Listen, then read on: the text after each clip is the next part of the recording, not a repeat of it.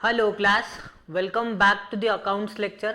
12th state board में हमने analysis of financial statement ये चैप्टर शुरू किया था। एनालिसिस ऑफ फाइनेंशियल स्टेटमेंट, ठीक है। हमने समझा था कि इसमें हमने क्या क्या पढ़ लिया है और हमें आगे क्या पढ़ना है, ठीक है। फिर उसमें हमने फर्स्ट टॉपिक शुरू किया था, that was vertical balance sheet. क्या था? वर्टिकल बैलेंस शीट, ठीक है। वर्टिकल बैलेंस शीट यानी पुराने जैसी बैलेंस शीट है क्या ये? नहीं सर, थोड़ा सा चेंज है। पुरानी वाली बैलेंस शीट हॉरिजॉन्टल फॉर्म में होती थी, यानी लेफ्ट टू राइट वाले फॉर्म में होती थी, यानी लाइबिलिटीज और एसेट वाले फॉर्म में होता था। पर अब जो बैलेंस शीट है वो वर्टिकल बैलेंस शीट है, यानी टॉप टू बॉटम वाली बैलेंस शीट है। Clear sir? बिल्कुल क्लियर। वो जो टॉप टू बॉटम वाली बैलेंस शीट हमने सीखी थी, यानी वर्टिकल बैलेंस शीट हमने सीखी थी, उसमें there were main two parts, ठीक है। दो पार्ट्स में वो डिवाइडेड थी। First part was source of fund. पहला पार्ट क्या था? सोर्स ऑफ फंड, कि पैसा कहां कहां से आएगा वो टॉप में लिखना है, यानी सोर्स ऑफ फंड ये हेडिंग के अंडर लिखना है। और सेकेंड पार्ट था कि जो पैसा आप सोर्स ऑफ फंड से इकट्ठा करोगे उसे आप यूज कहां करोगे, यानी एप्लीकेशन ऑफ फंड। क्लियर है क्या ये बात? सर क्लियर है, ठीक है। तो अपर पार्ट में हम लिखने वाले थे, या फिर टॉप वाले पार्ट में हम लिखने वाले थे सोर्स ऑफ फंड, और बॉटम वाले पार्ट में हम लिखने वाले हैं एप्लीकेशन ऑफ फंड, यानी सेकेंड पार्ट में लिखने वाले हैं एप्लीकेशन ऑफ फंड, ठीक है। चलो तो पहले फर्स्ट पार्ट की बात कर लेते हैं, that is source of fund, की पैसा कहां से आएगा। तो कंपनी के पास मेनली तीन तरीकों से पैसा आ सकता है। एक तो आप खुद का पैसा लगा दो, ओनर बिजनेस में खुद का पैसा लगाए, दैट इज ओनर्स फंड। पहला तो ओनर्स फंड है, यानी कि क्या सर? यानी ओनर्स अपना खुद का पैसा लगा ले। अगर ओनर खुद का पैसा लगाता है तो उसे कहा जाता है ओनर्स फंड, यानी शेयर होल्डर्स फंड। क्या कहा जाता है? ओनर्स फंड यानी शेयर होल्डर्स फंड। अब ये जो खुद का पैसा लगाएगा वो भी दो टाइप के हैं। ये जो ओनर फंड या फिर शेयर होल्डर्स फंड है ये भी दो टाइप के हैं। First type is share capital. Share capital यानी कंपनी वाले अपनी ओनरशिप एक्सटर्नल पार्टीज को दे, उन्हें शेयर होल्डर बनाए, अपना शेयर इशू करके अपनी ओनरशिप देके और उनसे पैसा ले ले। यानी आप अपने कंपनी का शेयर यानी ओनरशिप किसी और को दो, मालिक बनाओ, और मालिकाना हक देने पे या फिर मालिक बनाने पे उनसे पैसा ले लो। तो ओनर्स फंड में या शेयर होल्डर फंड में सबसे पहला क्या है? Share capital. क्या है? Share capital. और हमने देखा था कि शेयर कैपिटल दो टाइप के हैं, एक है इक्विटी और दूसरा है प्रेफरेंस। एक है इक्विटी और दूसरा है प्रेफरेंस। क्लियर है क्या ये बात? सर बिल्कुल क्लियर है, 110% क्लियर। फिर दूसरा है कि खुद का पैसा यानी ओनर्स फंड यानी शेयर होल्डर्स फंड लगाने का दूसरा तरीका क्या है? Reserves and surplus. जो पैसा हमारे पास ऑलरेडी जमा है उसे बिजनेस में लगा दो, या फिर उसे भी बिजनेस में यूज किया जा सकता है, तो वो भी एक सोर्स ऑफ फंड है, तो उसे कहा जाएगा रिजर्व्स एंड सरप्लस। और रिजर्व्स एंड सरप्लस के तीन टाइप थे। रिजर्व्स एंड सरप्लस में कितनी हेडिंग थी? तीन हेडिंग थी, या फिर तीन टाइप थे। First was general reserve, second was P&L account यानी नेट प्रॉफिट, ठीक, और third is securities premium. Third is securities premium. समझे क्या बात? समझ गए। अब ओनर्स फंड यानी खुद मालिक लोगों ने खुद ने जो बिजनेस में पैसा लगाया है वो वाला फंड। कौन कौन से दो टाइप? सर पहले तो शेयर कैपिटल। शेयर कैपिटल के दो टाइप बोलो सर, इक्विटी और प्रेफरेंस, ठीक। और दूसरा तरीका क्या है खुद का पैसा लगाने का? सर जो पैसा साइड में रखा था निकाल के, यानी रिजर्व्स एंड सरप्लस। वो कितने टाइप के रिजर्व एंड सरप्लस? सर तीन। कौन कौन से? Sir general reserve, P&L account यानी नेट प्रॉफिट, और तीसरा है securities premium. Clear sir? Clear. अब ये दोनों जो शेयर कैपिटल और जनरल रिजर्व मिला के जितना भी आएगा वो होगा total owner's fund. Share capital और जनरल रिजर्व का अमाउंट मिला के आएगा, अगर आप उसे ऐड कर दोगे तो मिलेगा आपको टोटल ओनर्स फंड। और वो टोटल ओनर्स फंड में से अगर आप फिक्टिशियस एसेट यानी ऐसी एसेट जो ना दिखती है ना बिकती है उसे माइनस कर दोगे तो आपको मिलेगा नेट ओनर्स फंड। क्या मिलेगा? नेट ओनर्स फंड या फिर नेट ओन फंड। इसे नेटवर्थ भी कहा जाता है। क्या कहा जाता है? नेटवर्थ। क्लियर है सर? क्लियर। फिर second type of source of fund या फिर second type of fund is borrowed capital. Second type of fund is what? Borrowed capital. दूसरों से उधार मांगा हुआ पैसा। इसके टाइप बोलो फटाफट। सर इसमें आ सकते हैं बैंक लोन, इसमें क्या आ सकता है?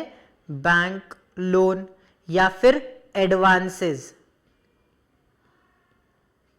बैंक लोन या फिर सॉरी एडवांसेस नहीं, डिबेंचर्स। क्या आ सकते हैं क्लास? इसमें डिबेंचर्स आ सकते हैं, तो लिखो डिबेंचर्स।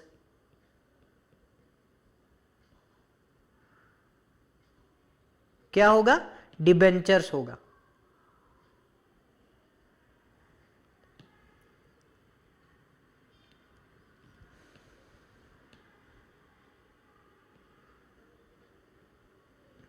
डिबेंचर्स। समझे क्या बात? समझ के। और ये सबको अगर आपने ऐड कर दिया, ये सबको अगर आपने ऐड कर दिया तो आपको मिल जाएगा टोटल सोर्स ऑफ फंड। क्या मिल जाएगा? टोटल सोर्स ऑफ फंड या फिर टोटल फंड अवेलेबल। क्या मिलेगा? Total fund available. Total fund available.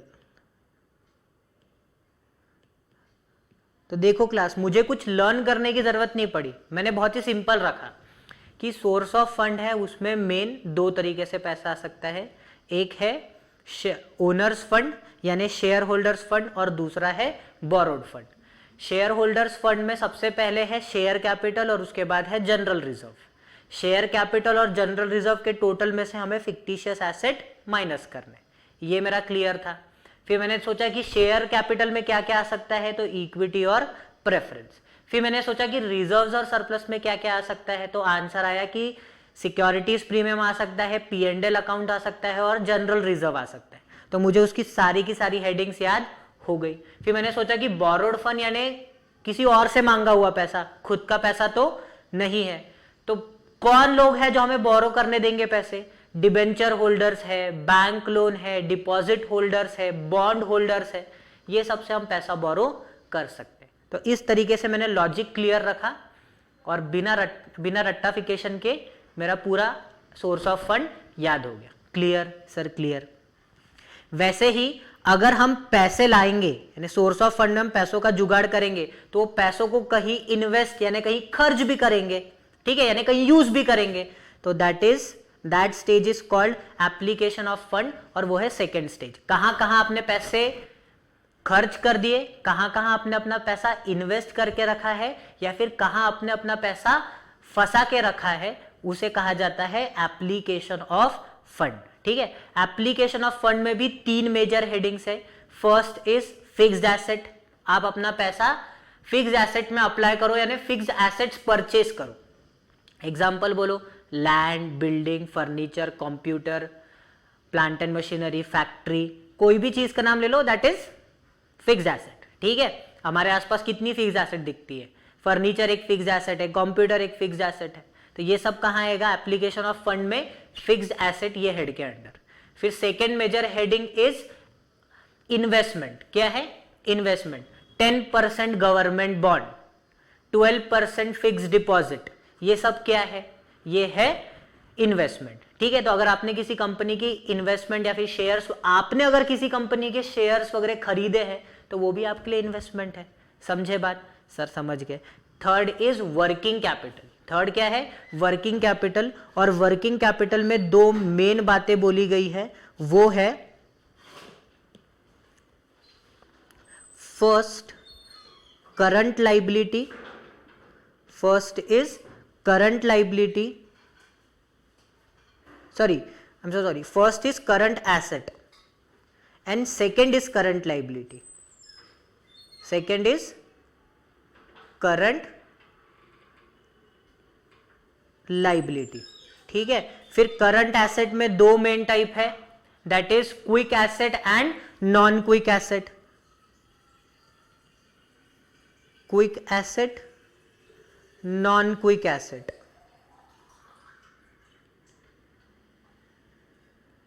Quick asset and non quick asset.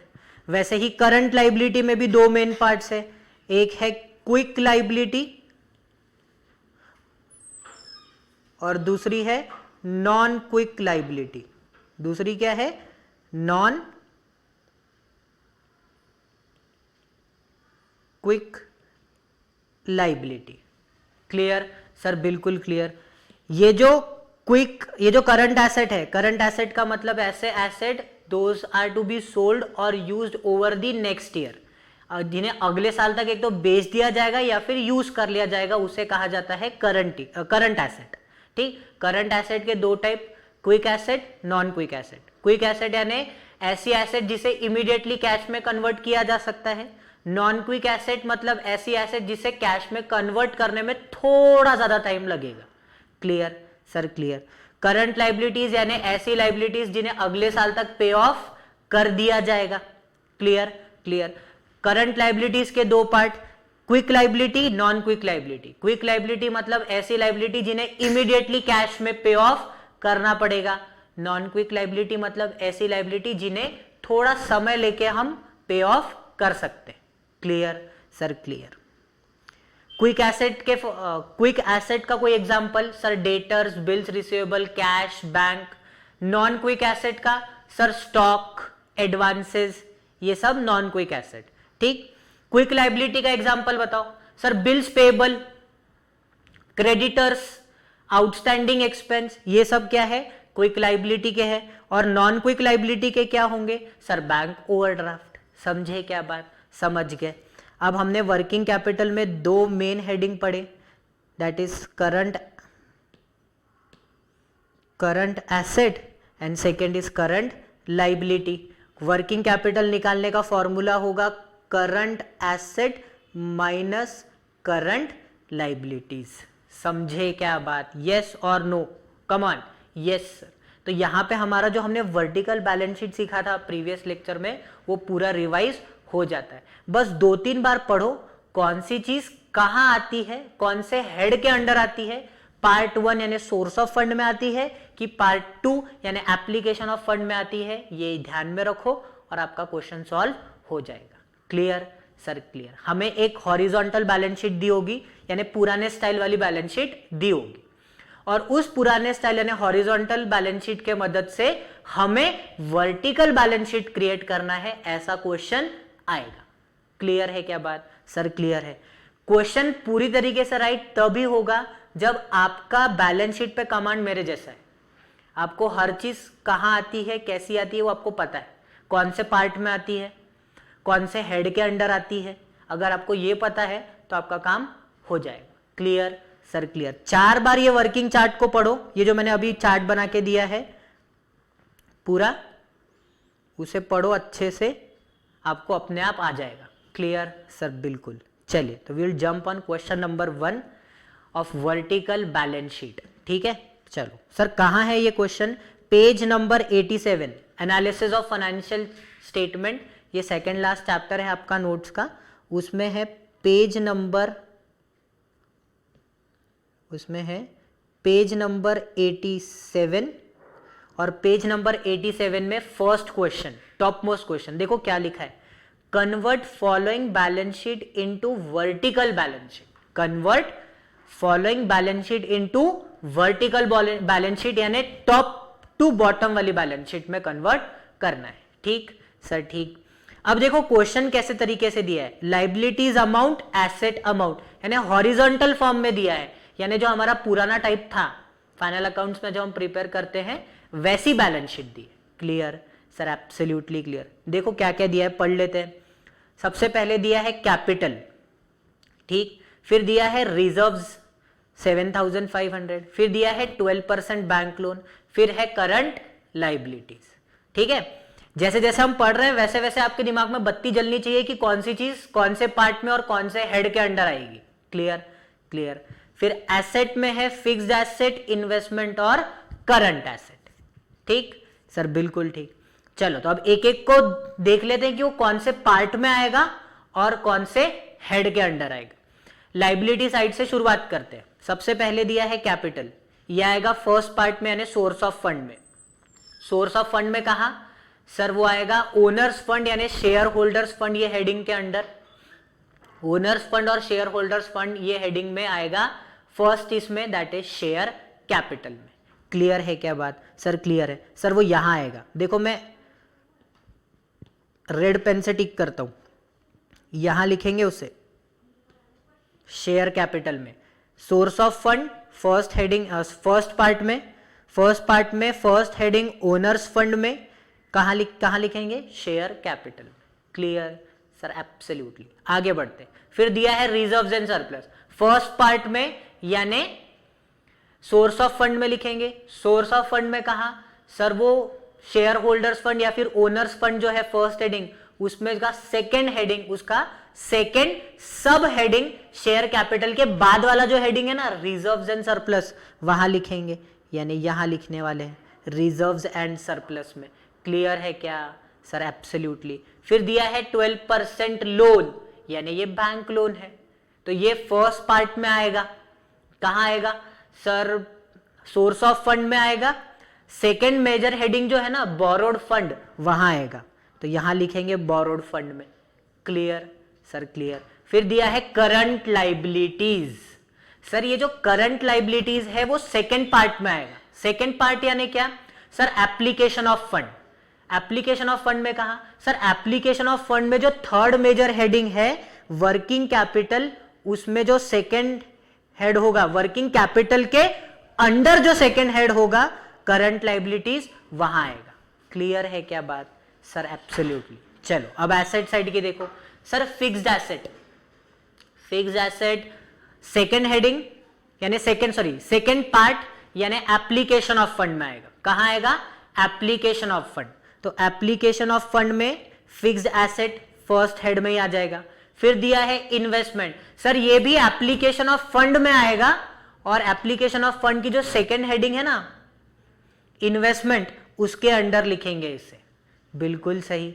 फिर दिया है करंट एसेट। सर ये एप्लीकेशन ऑफ फंड में यानी पार्ट 2 में आएगा।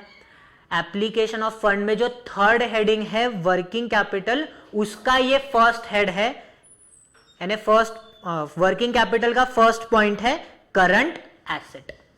Clear sir? क्लियर। अब हमें ये जो डाटा दिया है वो एक वर्टिकल फॉर्म में बस लिखना है एज इट इज। समझे क्या बात? समझ गए। फ्री में मार्क्स मिल रहे हैं, छोड़ना मत।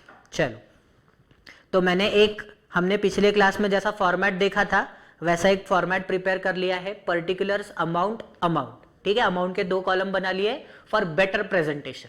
Clear sir? Clear.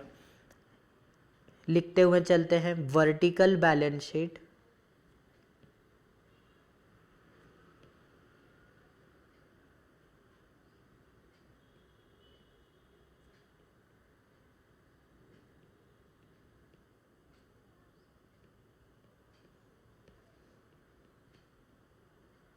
vertical balance sheet as at 31st March 2018।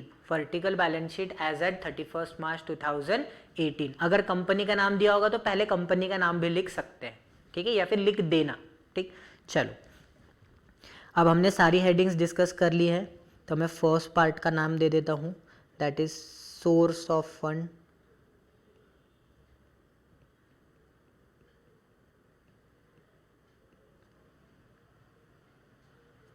और 7-8 लाइन छोड़ के मैं नीचे लिख देता हूं application of fund.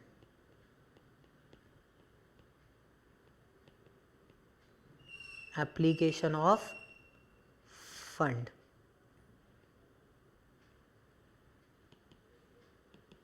Clear sir? Absolutely clear. चलिए अब सोर्स ऑफ फंड की हमारे पास है ना फर्स्ट पार्ट की जितनी भी इंफॉर्मेशन अवेलेबल है जो हमने क्वेश्चन पढ़ के आइडेंटिफाई की थी उसे लिख देते हैं यहां पे। सोर्स ऑफ फंड में सबसे पहले आएगा ओनर्स फंड,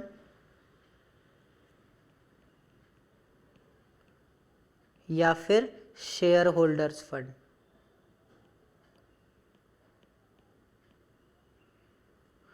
ओनर्स फंड या फिर share holders fund? Clear sir? Absolutely clear.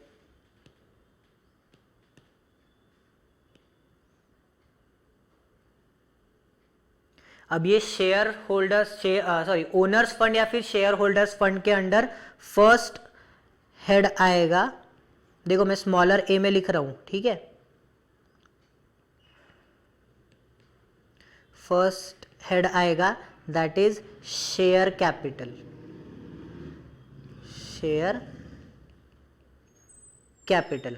अब ये जो हमारे क्वेश्चन में शेयर कैपिटल दिया है वो इक्विटी है कि प्रेफरेंस है? सर वो मेंशन नहीं किया, तो डायरेक्ट उसका बाइफरकेशन देने की जरूरत नहीं है, डायरेक्टली शेयर कैपिटल के कॉलम में, आउटर कॉलम में अमाउंट लिख दो। कितनी अमाउंट आएगी सर? 25,000। तो मैं लिख देता हूं 25,000 शेयर कैपिटल। समझे क्या बात? सर समझ गए। दूसरा दिया है रिजर्व्स। अब रिजर्व्स के भी 3 टाइप है, वो भी इसी हेडिंग के अंडर आएगा, यानी सोर्स ऑफ फंड में ओनर्स फंड ये हेडिंग के अंडर पॉइंट बी होगा वो रिजर्व्स एंड सरप्लस के नाम से। पर ये रिजर्व्स जो है वो जनरल रिजर्व्स है कि सिक्योरिटीज प्रीमियम है कि P&L अकाउंट है, ये नहीं बताया गया, तो इसे डायरेक्टली आउटर कॉलम में लिख देंगे। देखो point B reserves, point B reserves, ठीक है। चलो कितना सर? वो है 7,500। कितना है? 7,500। Clear sir? क्लियर। एक काम करते हैं, ये दोनों हेडिंग को, ये दोनों अमाउंट को अभी इनर लिखते हैं, इनर कॉलम में लिखते हैं और बाद में अच्छे से प्रेजेंट करके बताएंगे आउटर कॉलम में। तो अभी थोड़ा सा चेंज करो, 25,000 और 7,500 को इनर कॉलम में ला लो, ठीक है। अब शेयर कैपिटल भी मिल गया, रिजर्व्स भी मिल गया। अच्छा बताओ क्लास, क्या इसमें फिक्टिशियस एसेट है? नहीं सर नहीं है, तो माइनस करेंगे क्या?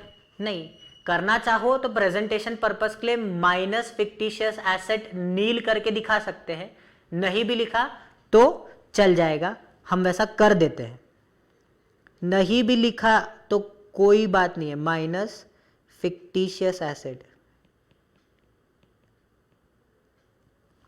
Minus fictitious asset 0। समझे क्या बात? Sir absolutely clear. पक्का सर? पक्का। तो ये सब करने के बाद हमें मिल जाएगा ओनर्स फंड। क्या मिल जाएगा?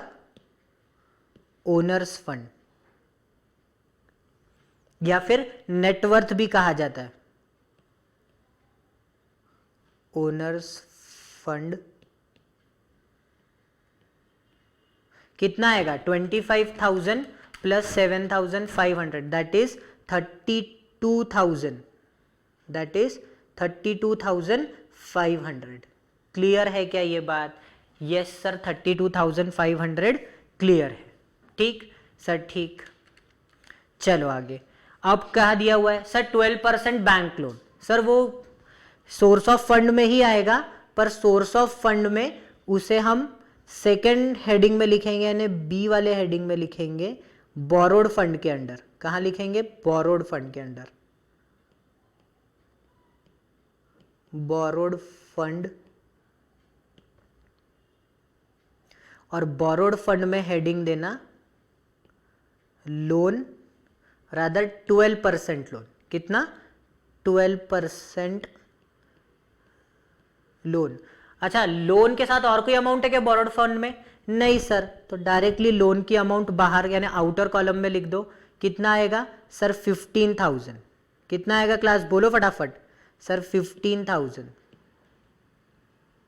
आउटर कॉलम में लिखेंगे 15,000। Clear sir? क्लियर। अच्छा बताओ सोर्स ऑफ फंड में और कोई चीज आने लायक है क्या यहाँ पे? नहीं सर, अब current liability application of fund में है और एसेट में तीनों चीजें जो दी है वो भी एप्लीकेशन ऑफ फंड में है, तो यहाँ पे और कोई आने वाला, यहाँ पे और कुछ नहीं आने वाला, तो इसे बोलते हैं टोटल फंड अवेलेबल,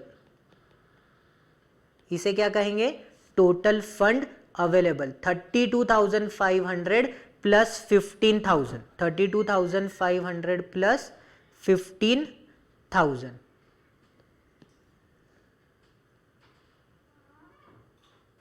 ठीक है। तो 32,500 प्लस 15,000 विल कम टू 47,500, कितना आएगा, 47,500। क्लियर है क्या बात, बोलो फटाफट, यस सर क्लियर है, ठीक। चलो फिर देखेंगे हम एप्लीकेशन ऑफ फंड, क्या देखेंगे, application of fund.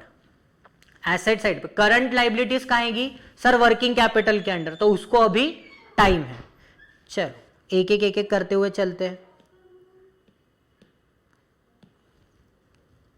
Application of fund में सबसे पहले आएगा फिक्स्ड एसेट। अच्छा, फिक्स्ड एसेट का कोई बाइफर्केशन दिया है क्या, computer, land and building, computer, land and building, ऐसा कुछ दिया है क्या, नहीं सर ऐसा कुछ नहीं दिया।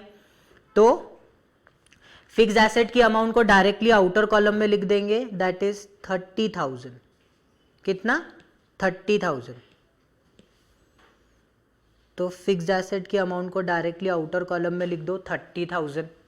फिर दिया हुआ है इन्वेस्टमेंट, उसको भी एप्लीकेशन ऑफ फंड में सेकेंड पॉइंट में लिखेंगे, investment,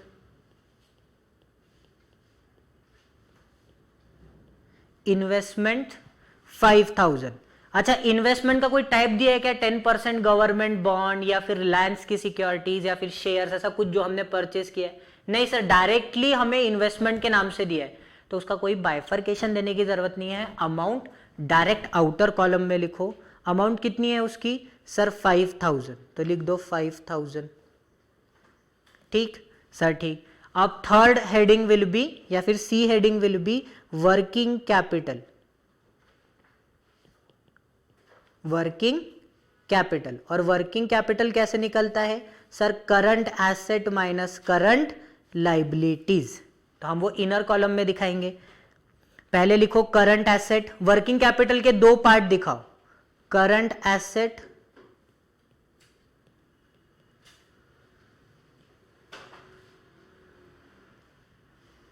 less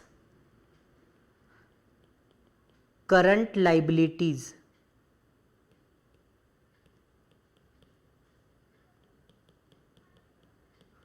current asset minus current liabilities. Current asset कितने हैं सर, 27,500।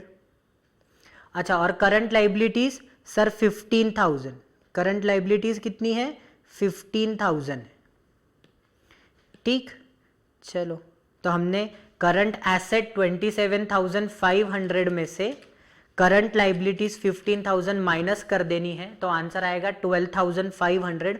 और ये जो आंसर आया 12,500, उसे आप आउटर कॉलम में लिखो 12,500। Clear sir, clear. तो यहाँ पे हमने एप्लीकेशन ऑफ फंड में जो जो हेडिंग आ सकती थी वो भी लिख दी है। बस ध्यान देने वाला पॉइंट था वर्किंग कैपिटल में, जहां पे वर्किंग कैपिटल के दो पार्ट दिखाने हैं, current asset minus current liabilities. वो कैलकुलेशन हमने इनर कॉलम में दिखाया है, और उसका जो टोटल आया या फिर उसका जो सम आया वो हमने आउटर कॉलम में दिखाया है। Clear sir, clear. अब एप्लीकेशन ऑफ फंड की टोटल कर लो, 30,000 plus 5,000 plus 12,500, that comes to 47,500, that comes to 47,500। देखो, सोर्स ऑफ फंड की टोटल यानी टोटल फंड अवेलेबल और एप्लीकेशन ऑफ फंड यानी टोटल फंड एम्प्लॉयड या फिर अप्लाइड सेम है, टोटल फंड अप्लाइड, ये दोनों टोटल क्या है, सेम है। देखो 47,500 टोटल फंड अवेलेबल और टोटल फंड अप्लाइड यानी एप्लीकेशन ऑफ फंड की टोटल 47,500, दोनों साइड की सेम है, क्योंकि जो सोर्स ऑफ फंड है और एप्लीकेशन ऑफ फंड है that is nothing but liabilities and asset, getting it? Yes sir. तो यहाँ पे अगर हमारा दोनों साइड का टोटल सेम आ रहा है तो हमारा क्वेश्चन राइट। हमने अभी क्वेश्चन नंबर 1 कंप्लीट किया, क्वेश्चन नंबर 2 पढ़ लेते हैं। देखो क्या लिखा है, convert the following balance sheet into vertical balance sheet. Convert the following balance sheet into vertical balance sheet. ठीक, लिखा है बैलेंस शीट एज ऑन 31 मार्च 2020। ठीक, फिर आपको इंफॉर्मेशन दी है लाइबिलिटीज अमाउंट, एसेट अमाउंट। ठीक है, और बोला है कि ये हॉरिजॉन्टल बैलेंस शीट को वर्टिकल बैलेंस शीट में कन्वर्ट करो। लाइबिलिटीज में दिया है capital, reserves and surplus, 12% bank loan, current liabilities, पहले क्वेश्चन जैसा ही है। और एसेट साइड में दिया है फिक्स्ड एसेट, इन्वेस्टमेंट और करंट एसेट। ये जो पूरा क्वेश्चन है सेकंड क्वेश्चन नंबर 2, ये क्वेश्चन नंबर 1 जैसा ही है, सिर्फ अमाउंट चेंज की गई है। तो हम इसे क्लास में सॉल्व करके टाइम वेस्ट नहीं करेंगे, ये आपकी जिम्मेदारी है कि आप ये क्वेश्चन नंबर 2 सॉल्व करें। मैं आपके लिए एक बार इसे डिस्कस भी कर लेता हूं। कैपिटल को लिखेंगे पार्ट 1 में, यानी सोर्स ऑफ फंड में। सोर्स ऑफ फंड में कहा सर, शेयर होल्डर्स फंड या फिर ओनर्स फंड में। Clear sir, clear. Reserves and surplus को भी लिखेंगे पार्ट 1 में, यानी सोर्स ऑफ फंड में।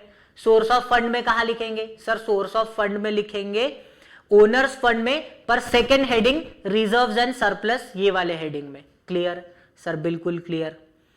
फिर कैपिटल और रिजर्व के टोटल में से फिक्टिशियस एसेट माइनस करेंगे, दैट इज 0, और अमाउंट आउटर कॉलम में लिख देंगे। समझ रहा है सर? समझ रहा है। फिर दिया है 12% बैंक लोन। सर ये आएगा, ये तो बोरोड कैपिटल है, तो ये आएगा सोर्स ऑफ फंड में, यानी फर्स्ट पार्ट में, सेकेंड मेन हेडिंग यानी बोरोड फंड के अंडर। Clear sir, clear. फिर करंट लाइबिलिटीज, वो तो एप्लीकेशन ऑफ फंड में आता है। अब एप्लीकेशन ऑफ फंड में आ जाओ, यानी पार्ट 2 में आ जाओ। सबसे पहले लिखेंगे एसेट का फिक्स्ड एसेट्स, फिर लिखेंगे सेकेंड पॉइंट इन्वेस्टमेंट, फिर थर्ड पॉइंट लिखेंगे वर्किंग कैपिटल, जैसा अभी लिखा था वर्किंग कैपिटल, वैसे ही लिखेंगे वर्किंग कैपिटल। करंट एसेट में से करंट लाइबिलिटी माइनस करेंगे, और टोटल यानी जितना भी आएगा करंट एसेट में से करंट लाइबिलिटीज माइनस करके जितना भी अमाउंट आएगा उसे आउटर कॉलम में दिखा देंगे। सोर्स ऑफ फंड और एप्लीकेशन ऑफ फंड की टोटल सेम आनी चाहिए। आपको ये क्वेश्चन नंबर 2 भी अपने मन से सॉल्व करना है, हमने डिस्कस कर लिया है, और आपको इसके होमवर्क क्वेश्चन भी अपने मन से सॉल्व करने हैं। Clear sir, clear. तो ये था हमारा वर्टिकल बैलेंस शीट। कितना सिंपल है। वर्टिकल बैलेंस शीट में कितने पार्ट है ये याद रखो, हर पार्ट में कितनी मेन हेडिंग है ये याद रखो, और हर मेन हेडिंग में कितने आइटम्स आते हैं ये याद रखो। ठीक, और उसमें आपको हॉरिजॉन्टल बैलेंस शीट की मदद से वर्टिकल बैलेंस शीट में कन्वर्ट कर देना है। इतना सिंपल क्वेश्चन है, बस ऐसा ही क्वेश्चन आएगा, इससे हायर कोई एक्सपेक्टेशन नहीं है अभी इस लेवल पे आपसे। ठीक है, सिर्फ इतनी एक्सपेक्टेशन है कि horizontal balance sheet vertical balance sheet के सारे हेड आपको याद रहे और आपको प्रॉपर प्लेस पे पुट कर सको। ठीक है, चलो, तो here we complete our horizontal balance sheet, vertical balance sheet and it's question. Now from the next lecture we are going to jump on the vertical profit and loss statement। हमने P&L account horizontal बनाना सीखा है, पर अब हम वही income statement या फिर profit and loss statement vertical form में बनाना सीखेंगे अगले लेक्चर से। Until then keep practising, keep learning and be safe. Good day class.